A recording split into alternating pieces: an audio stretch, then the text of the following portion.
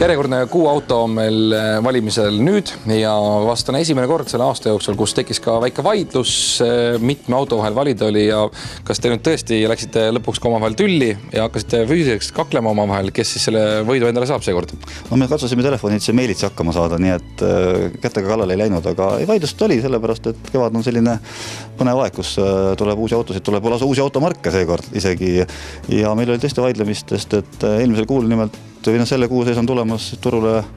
nii uusi kui vana automarke otseses mõttes. DS, mis on siis kasvab välja Citroenist, on kohe tulemas. See langes meil kohe välja, sest et autosid veel ei ole,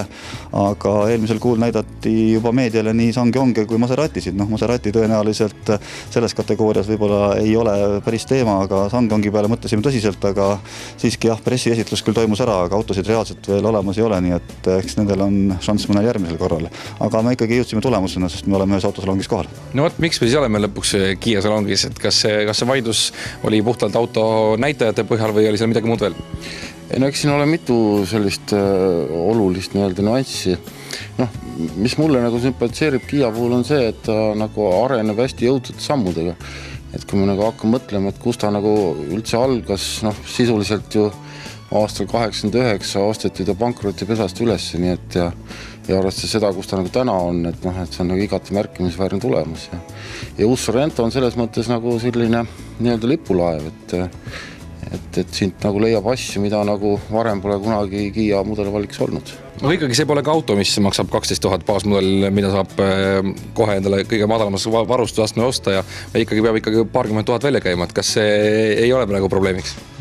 Ma arvan, et ei ole, sest ütleme, et isegi pigem ma arvaksin niimoodi, et kui nüüd see eelmise mudeli baashind oli siin 36 000, et seal võis pigem ennem tekkida küsimust, aga nüüd see uus on küll kallim,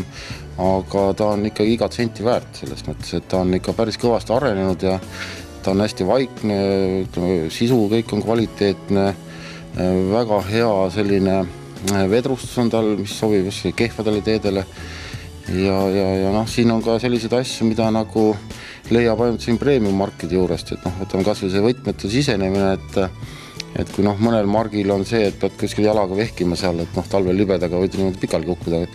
aga siin on see, et lihtsalt lähed võti taskus, 2 poekotti käes, seisad auto taga 3 sekundit, luuk läheb ise lahti ja selliseid huvitavaid asju leiab siin veelgi, et näiteks nii-öelda see adaptiivne püsikiiruse hoid, mis hoiab sul ees sõitva autoga distantsi, et on suuteline tegelikult ka täiesti lõpuni maha pidurdama, et ma ausalt ütles ei mäletagi rohkem võib-olla S-klassi Mercedesel kunagi oli see, et ta jäigi seisma lõpuni välja. Et foori taga, kui seal alla 3 sekundi auto seisab, siis ta on ka suuteline iseseisvalt sõitma hakkama, nii et see on selles mõttes selline omaette näitaja. Kas me saame juba kiirelt etturutavalt järgmise kuu peale ka midagi mõelda? No vaadata selle kuu kogemust, kus meil tükk mõtlemist oli, siis ega ma julgeks veel välja öelda,